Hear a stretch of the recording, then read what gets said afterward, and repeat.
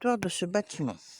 Donc c'est un truc, c'est à côté de l'ancienne gare de Havre, qui n'est plus utilisée. Et c'est juste un arrêt.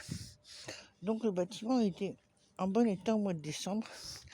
Je commençais à loucher dessus parce que je savais pas où dormir. Et puis bon, il y a eu ça.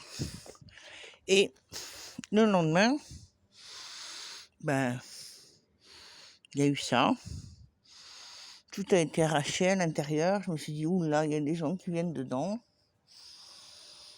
Et là, je regardais à nouveau.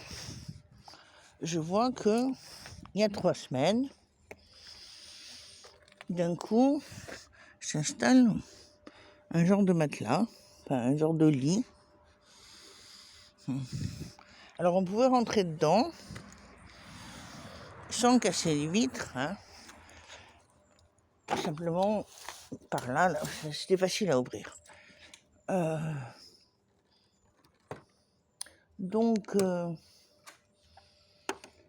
depuis 2 semaines, tous les jours, ça devient de plus en plus crasseux.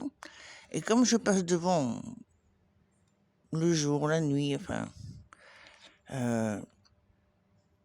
et qu'il n'y a jamais personne, je me suis posé des questions. Et là, les chaussures, c'est nouveau, là. Chaussures de femme. Je me suis posé des questions.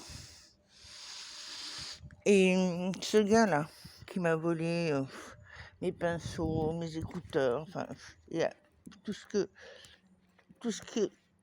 qu'il pouvait voler, il l'a volé.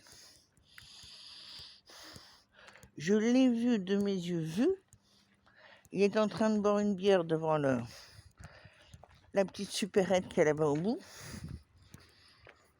Une supérette, elle est là où il y a les poubelles. Il prend sa canette vide, puis il va jusqu'ici. Je le suis discrètement en faisant attention de ne pas me faire remarquer.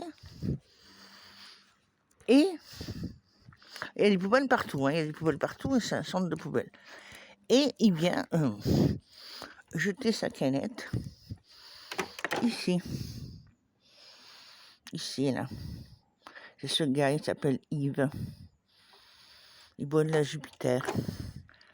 Voilà.